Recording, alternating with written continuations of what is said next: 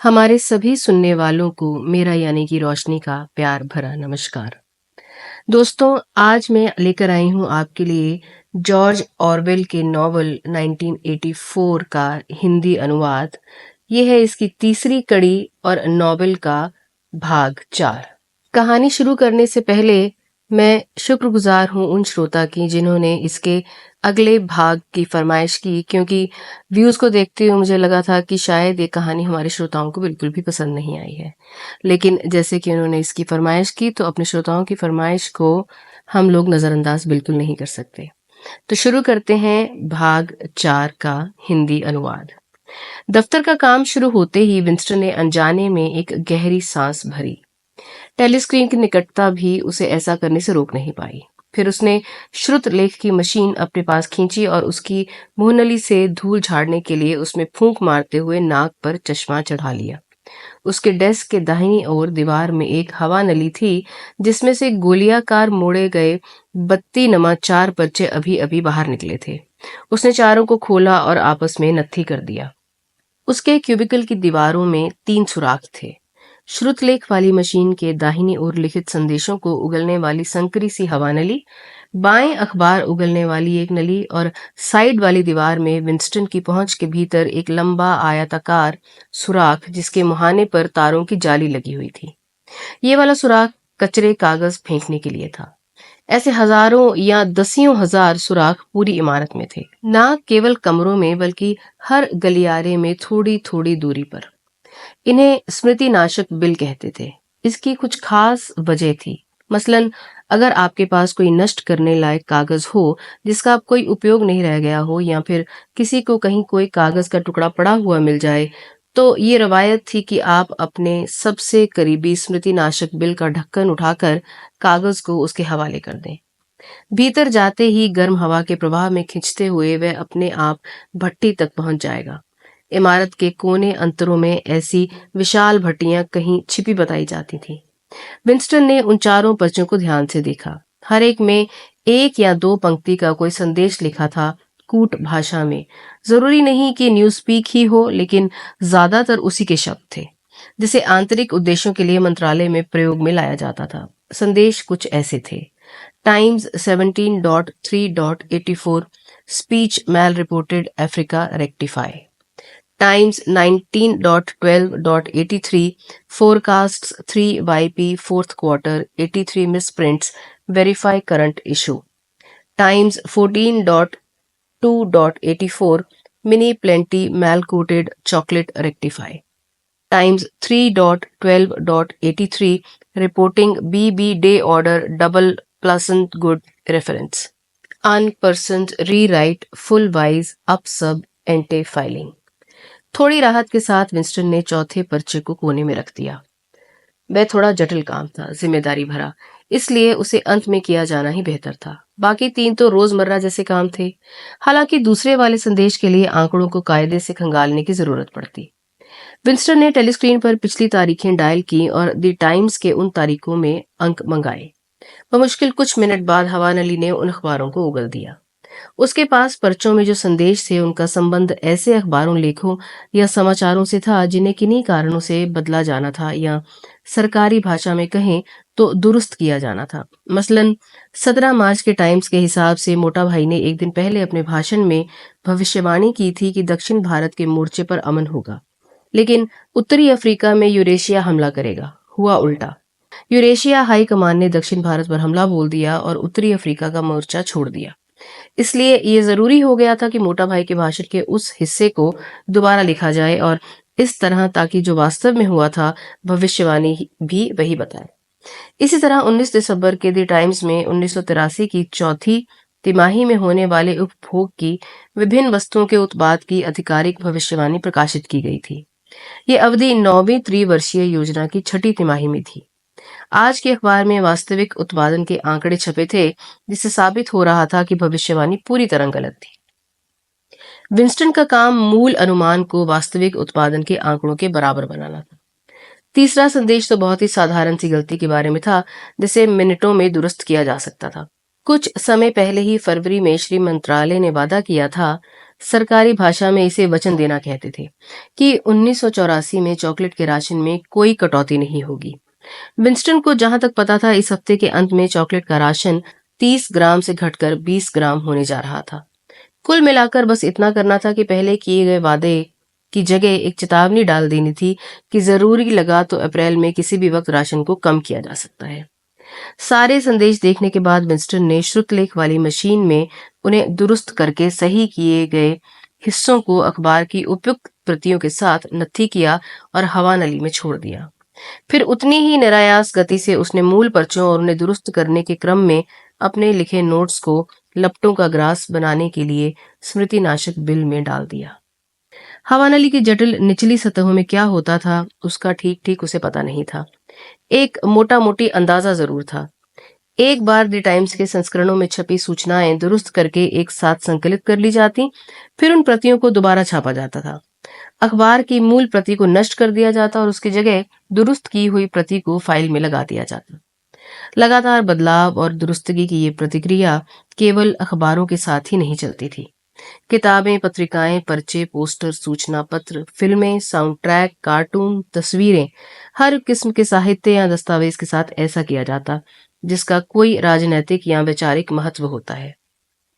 इस तरह दिन ब दिन और तकरीबन मिनट दर मिनट बीते हुए कल को अद्यतन किया जाता था। इस तरीके से अव्वल तो पार्टी की किसी भी घोषणा को कागजी साक्ष्य के सहारे सही ठहरा दिया जाता, दूजे ऐसे किसी भी खबर, विचार आदि जो वक्त की जरूरत के हिसाब से विरोधाभासी हो, उसका रिकॉर्ड हमेशा के लिए मिटा दिया जाता। इतिहास का हर कतरा झाड़ पोंछ कर अपने मूल से अलग कर दिया जाता। जरूरत पड़ने पर उसे हूबहू दोबारा लिख दिया जाता था। एक बार ये हो गया तो किसी भी तरीके से साबित करना मुश्किल था कि कोई फर्जीवाड़ा हुआ था।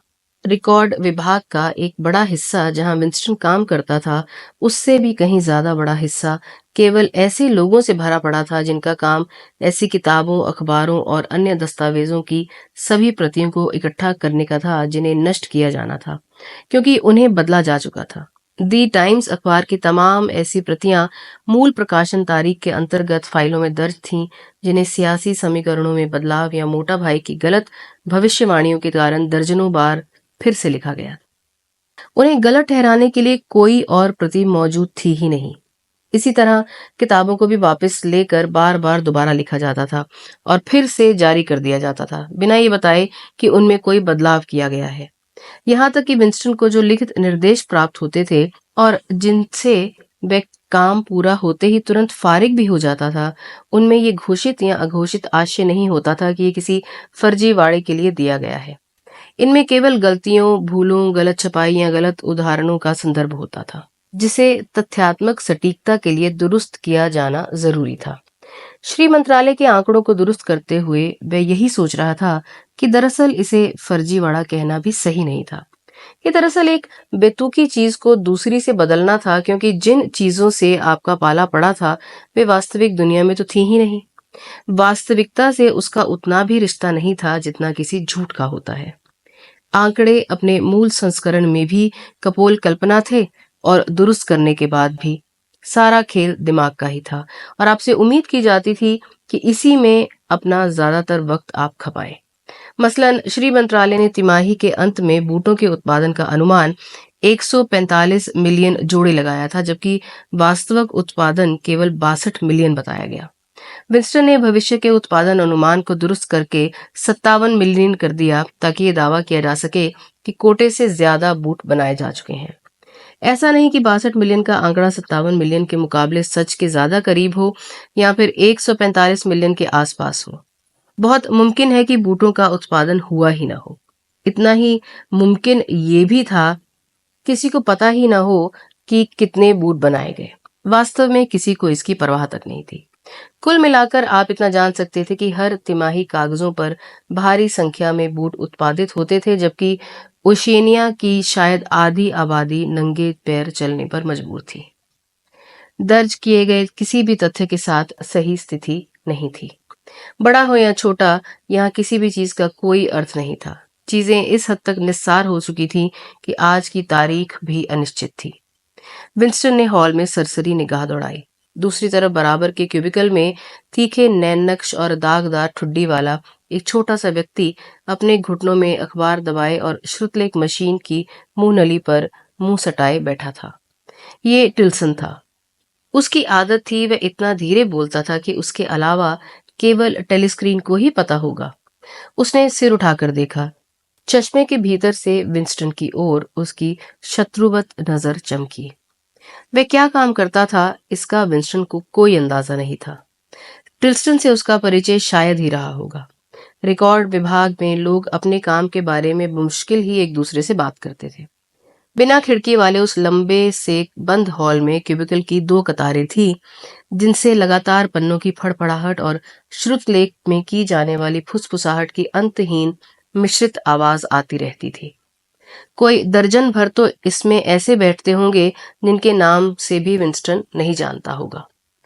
हालांकि रोज ही उन्हें वह गलियारे में इधर उधर भागते दौड़ते या 2 मिनट की नफरत के दौरान हरकतें करते देखता था। हाँ, अपने ठीक बगल वाले क्यूबिकल में बैठी धूसर बालों वाली छोटी सी महिला का काम वह जरूर जानता था। वह अखबारों में छपे हुए ऐसे नामों को चुनने और मिटाने में दिन रात जुटी रहती थी जिनका वजूद खत्म कर दिया गया था और इसलिए माना जाता था कि वे कभी इस धरती पर हुए ही नहीं थे। उसके लिए ये काम एक हद तक ठीक भी था, क्योंकि खुद उसके पति को कुछ एक साल पहले मिटा दिया गया था। कुछ ही क्यूबिकल की दूरी पर एम्पल फोर्स बैठता था। ये एक स्वप्निल किस्म का नामालूम सा आदमी था, जिसके कानों के बालों में गुच्छे थे और वह तुकबंदी और शब्दों से खेलने का ऐसा हुनरमंद था जो आपको चौंका सकता था। ऐसी पुरानी कविताएं जो इस निजाम की वैचारिक तौहीन हो सकती थीं, लेकिन जिन्हें किन्हीं कारणों से संजोया भी जाना था, उन्हें वह तोड़ने मरोड़ने का काम। इस प्रक्रिया से गुजरने के बाद कविता से जो भी बरामद होता उसे ब्रह्म वाक्य कहते थे। ये कविता में से निकला हुआ नीति उपदेश जैसा कोई पद होता था। इस हॉल में करीब 50 लोग बैठते थे। ये रिकॉर्ड विभाग का एक छोटा सा हिस्सा था, जैसे किसी खंड का उपखंड। इसके ऊपर और नीचे अलग अलग विभागों में ढेर सारे लोग तमाम किस्म के अकल्पनीय कामों में लगे हुए थे। मसलन यहाँ विशालकाय छापे खाने थे, जिनमें उप संपादक और मुद्रण के जानकार लोग बैठा करते थे। उसमें नकली तस्वीरें बनाने के लिए तमाम यंत्रों से युक्त एक फोटो स्टूडियो भी था। इसके अलावा एक टेली प्रोग्राम खंड था, जिसमें इंजीनियर और प्रोड्यूसर बैठा करते थे। वहां अभिनेताओं की एक टीम भी होती थी, जिन्हें खास तौर पर दूसरों की आवाजों की नकल निकालने के हुनर के चलते चुना गया था। इनके अलावा संदर्भ कर्मियों की एक बहुत बड़ी फौज यहाँ बैठती थी, जिनका काम उन किताबों और पत्रिकाओं की सूची तैयार करना था जिन्हें बंद करने की तारीख करीब आ रही है। वहां विशाल भी लेखागार थे, जिनमें दुरुस्त किए गए दस्तावेजों को जमा किया जाता था। विभाग में छिपी हुई कुछ भट्टियां थी, जिनमें मूल प्रतियों को नष्ट किया जाता था, और इन्हीं के बीच कहीं शायद कुछ अज्ञात किस्म के लोग भी थे जो इस सब इंतजामिया को चलाने वाले दिमाग, जो यहाँ की व्यवस्था को संभालते थे और नीतियां तैयार करते थे कि अतीत के कौन से हिस्से को बचाए रखना है, किसे झुठलाना है और किसका वजूद ही मिटा देना है। ये रिकॉर्ड विभाग सत्य मंत्रालय की केवल एक अदद शाखा थी, जिसका मूल काम अतीत को दोबारा गढ़ना नहीं, बल्कि ओशिएनिया के नागरिकों को अखबार, फिल्में, किताबें, टेलीस्क्रीन, प्रोग्राम, नाटक, उपन्यास आदि हर किस्म की सूचना, निर्देश या मनोरंजन के साधन मुहैया कराना था। मूर्तियों से लेकर नारों तक, कविता से लेकर किसी जीव विज्ञान संबंधी लेख तक, और बच्चों की इमला की पुस्तिका से लेकर न्यूज स्पीक शब्दकोश तक। और ऐसा भी नहीं था कि मंत्रालय को केवल पार्टी की इन तमाम जरूरतों को ही पूरा करना था, बल्कि इस पूरे अभियान को बहुत सस्ते में निपटाना था, क्योंकि ये सब कुछ जनता के फायदे के लिए था। जनता के लिए साहित्य, संगीत, ड्रामा और मोटे तौर पर हर किस्म के मनोरंजन का उत्पादन करने के लिए अलग अलग विभागों की एक पूरी श्रृंखला थी। इनमें घटिया अखबार बनाए जाते थे, जिनमें खेल, अपराध और ज्योतिष जैसी चीजों के अलावा और कुछ भी नहीं होता था।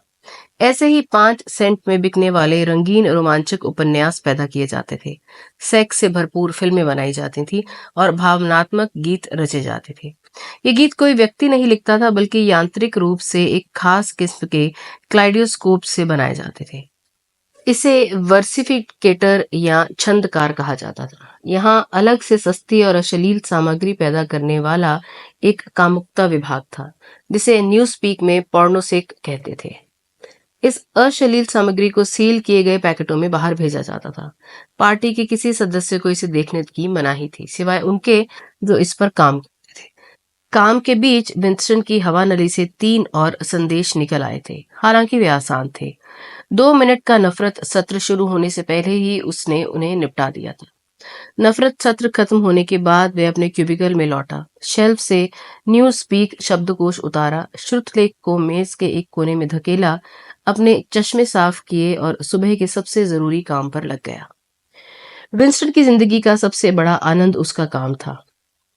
आमतौर से उसकी दिनचर्या बहुत एकरस होती थी, लेकिन उसी में कुछ एक काम इतने जटिल और महीन निकल आते थे जिन्हें निपटाते वक्त आप ऐसी गहराइयों में डूब जाएं जैसे गणित का कोई सवाल हल कर रहा हो। इतने बारीक तरीके से झूठ और फर्जीवाड़े को काटना होता था, जहां आपको ये बताने वाला कोई नहीं था कि क्या और कैसे करना है।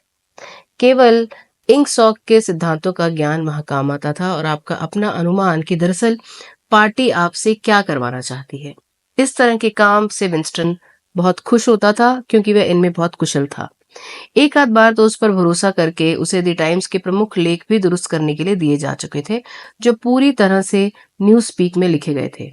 उसने शुरुआत में जिस चौथे पर्चे को बचाकर रखा था उसे खोला। उस पर लिखा था, Times 3.12.83 reporting BB day order doubleplusungood refs unpersons rewrite fullwise upsub antefiling. पुरानी अंग्रेजी में इसका आशय कुछ यूं बनता था, 3 दिसंबर 1983 की द टाइम्स में मोटा भाई के आज की बात की रिपोर्टिंग बेहद असंतोषजनक है और उसमें ऐसे लोगों का संदर्भ है जो वजूद में नहीं है। इसे दोबारा पूरा लिखें और फाइल करने से पहले अपने अधिकारी के पास उसका ड्राफ्ट जमा कराएं। विंस्टन ने यह आपत्तिजनक लेख पढ़ा। उस दिन मोटा भाई की आज की बात मुख्य रूप से FFCC नाम के एक संगठन की सराहना को समर्पित थी, जो जल महल के नाविकों को सिगरेट और अन्य राहत सामग्री की आपूर्ति करता था। पार्टी के एक खास कॉमरेड विदर्स का, जो पार्टी के अंदरूनी हलके का सदस्य था, विशेष तौर पर जिक्र किया गया था और उसे एक पदवी से नवाजा गया था, विशिष्ट प्रतिभा सम्मान द्वितीय श्रेणी। 3 महीने बाद बिना कोई कारण बताए FFCC को अचानक भंग कर दिया गया। माना जा सकता था कि विदर्स और उनके सहयोगी के लिए शर्म की बात रही होगी और इसकी वजह से उनका अपमान हुआ होगा। लेकिन इस मसले पर ना तो प्रेस में कोई रिपोर्ट आई और ना ही टेलीस्क्रीन पर। ये अपेक्षित भी था, क्योंकि राजनीतिक अपराधियों की ना तो सुनवाई होती थी और ना ही सार्वजनिक रूप से उन्हें आरोपित किया जाता था। महान सफाई अभियान के दौरान जो हजारों लोगों का सफाया किया गया था, उस वक्त उन राजद्रोहियों और विचार अपराधियों पर बाकायदा मुकदमे चलाए गए थे, जिन्होंने अपने अपराधों को स्वीकार किया था। बाद में उन्हें मार दिया गया। ये मुकदमे और सुनवाइयां केवल दिखाने के लिए थीं, वरना ऐसा अब कुछ एक आध साल में शायद एक बार ही होता था।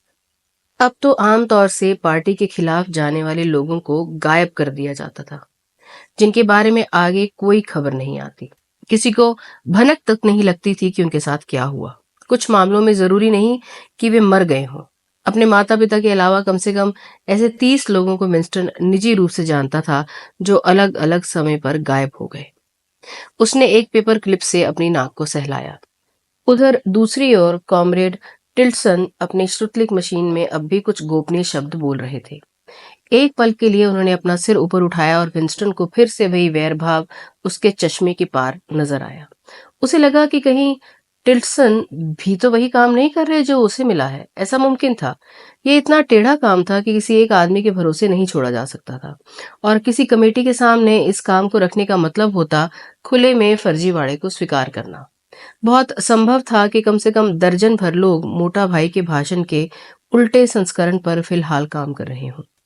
हो सकता है कि पार्टी के भीतरी हलके से कोई तेज दिमाग कार्यवाहक इन्हीं में से किसी एक के लिए काम को उठा ले, उसे संपादित करे, संदर्भों से क्रॉस चेक करने के लिए जटिल प्रक्रिया से गुजरे और अंत में ये चुना हुआ झूठ स्थायी रिकॉर्ड का हिस्सा बनकर सच बन जाए। विंस्टन को कोई अंदाजा नहीं था कि विदर्स की बेइज्जती क्यों हुई। हो सकता है भ्रष्टाचार या अक्षमता का कोई मामला रहा हो। ये भी संभव है कि मोटा भाई अपने एक अत्यधिक लोकप्रिय माथत से छुटकारा पाना चाह रहे हों। ये भी मुमकिन है कि विदर्स या उसका कोई करीबी विधर्मी होने के संदेह में आ गया हो। या फिर सबसे प्रबल संभावना ये थी कि ऐसा इसलिए जरूरी हो गया था क्योंकि सरकार चलाने के लिए सफाया करना, किसी को उड़ा देना एक नियमित और जरूरी काम था। असल संकेत तो रेफ्स अनपर्सन्स में छिपा हुआ था, जिसका मतलब निकलता था कि विदर्स पहले ही मर चुका है। लोगों के गिरफ्तार होने पर वे मर जाएं, जरूरी नहीं कि ऐसा मानकर ही चला जाए।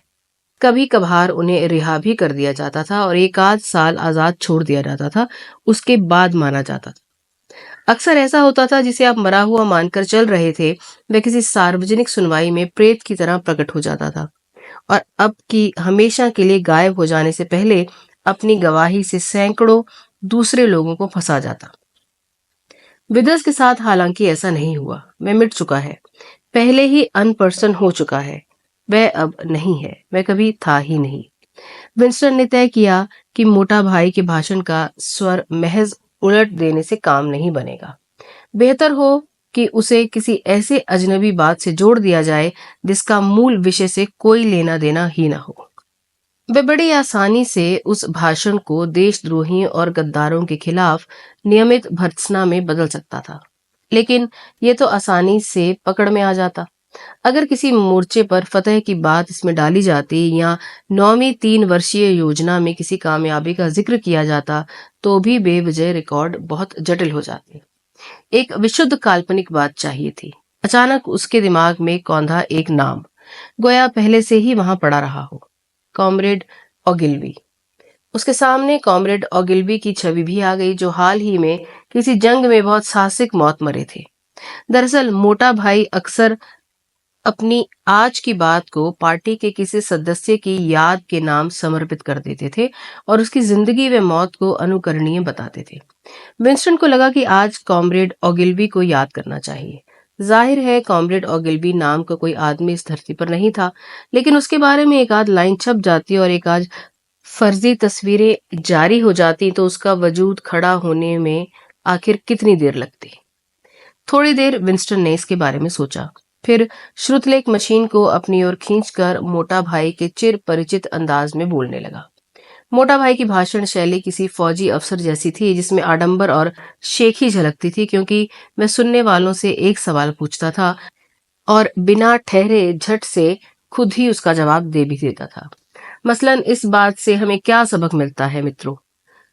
ये वह सबक है जो हमारी पार्टी के बुनियादी सिद्धांतों में से एक है, यानी ये ऐसी मकारी थी जिसकी नकल करना बड़ा आसान था। विंस्टन बोलता गया। बचपन में 3 साल की उम्र में कॉमरेड ओगिलवी खिलौनों से नहीं खेलते थे। खिलौनों के नाम पर उन्हें बस एक ड्रम, एक सब मशीन गन और एक मॉडल हेलीकॉप्टर प्यारा था। जब वह 6 साल के हुए, और ऐसा 1 साल पहले ही हो गया क्योंकि उन्हें नियमों से साल भर की छूट दे दी गई थी, जो उन्हें जासूसी विभाग में भर्ती की ओर ले गई। फिर 9 साल की उम्र में वे अपनी टुकड़ी के नेता बन गए। 11वें साल में उन्होंने अपने चाचा को कुछ ऐसी बातें करते सुना जिनसे उन्हें किसी जुर्म की बू आई, तो उन्होंने चाचा को पकड़कर विचार पुलिस के हवाले कर दिया। 17 बरस में वे सेक्स विरोधी युवा संघ के जिला प्रचार प्रमुख बन गए। 19वें बरस में उन्होंने खुद एक हथगोला बनाया जिसे शांति मंत्रालय ने अपना लिया। उस गोले ने पहले ही परीक्षण में एक झटके में 31 यूरेशियाई कैदियों को साफ कर डाला। 23 बरस की अवस्था में जंग के मोर्चे पर वे खेत रहे। हिंद महासागर के ऊपर वे जरूरी डाक लेकर हवाई जहाज से जा रहे थे। दुश्मनों ने उनका पीछा किया तो वे मशीन गन लेकर डाक सहित समंदर में नीचे कूद पड़े, बहुत गहरे पानी में। मोटा भाई ने कहा कि इस अंत की कल्पना तब तक नहीं की जा सकती जब तक आपको उनसे रश्क न हो। इसलिए मोटा भाई ने ओगिलवी की जिंदगी की शुचिता और संकल्प पर कुछ टिप्पणियां की। वे एकदम सन्यासी आदमी थे, सिगरेट तक नहीं पीते थे। रोज 1 घंटा व्यायामशाला में वर्जिश के अलावा उनका कोई और शौक नहीं था। उन्होंने ब्रह्मचार्य का व्रत लिया था। वे मानते थे कि विवाह और परिवार अपने कर्तव्यों की 24 घंटे पूर्ति की राह में बाधा बनते हैं। वे इंक साग के सिद्धांतों के अलावा किसी और विषय पर बात नहीं करते थे। उनकी जिंदगी का एकमात्र लक्ष्य यही था कि यूरेशियाई फौज को हराकर वे जासूसों, विघ्नकर्ताओं, विचार अपराधियों और हर तरह के गद्दारों का शिकार कर सके। इतने विवरण बोलने के बाद विंस्टन खुद से ही जिरह करने लगा कि कॉमरेड ओगिलबी को विशिष्टतम प्रतिभा सम्मान दिए जाएं या नहीं। फिर अंत में उसने सोचा कि ऐसा करना ठीक नहीं होगा, क्योंकि उसके बाद अनावश्यक रूप से संदर्भ जांच इत्यादि का काम बढ़ जाएगा। एक बार फिर उसकी निगाह सामने वाले क्यूबिकल में अपने प्रतिस्पर्धी पर गई। कुछ तो था जिससे इस बार वह पक्का हो गया कि टिल्टसन भी इसी काम में जुटा हुआ है। अब ये जानने का तो कोई तरीका था ही नहीं कि किसका काम ऊपर स्वीकारा जाएगा, लेकिन उसे अपने काम पर जबरदस्त भरोसा था। घंटे भर पहले जो कॉमरेड ओगिलबी नाम का प्राणी कल्पना में भी नहीं मौजूद था, अब वह तथ्य बन चुका था। उसे अचानक ही इस ज्ञान से अचरज हुआ कि कैसे आप मरे हुए लोगों को यहाँ गढ़ सकते हैं, लेकिन जिंदा लोगों को नहीं। जो कॉमरेड ओगिलवी वर्तमान में कभी मौजूद ही नहीं था, अब वह अतीत में जिंदा हो चुका था। एक बार इस फर्जीवाड़े को भुला दिया गया कि ऐसा कुछ किया गया था कभी, तो ओगिलवी का होना प्रामाणिक बन जाएगा, बिल्कुल उन्हीं साक्ष्यों के आधार पर, उतना ही प्रामाणिक जितना प्रामाणिक चार्ल्स महान या जूलियस सीजर का अस्तित्व है। यहाँ खत्म होता है मित्रों भाग 4 कड़ी 3 का हिस्सा। मैं आपके लिए अगला भाग लेकर जल्द ही उपस्थित होंगी। तब तक के लिए इजाजत दीजिए, लेकिन हमसे जुड़े रहिए। मैं हूं आपकी दोस्त रोशनी और ये है बातचीत विद रोशनी।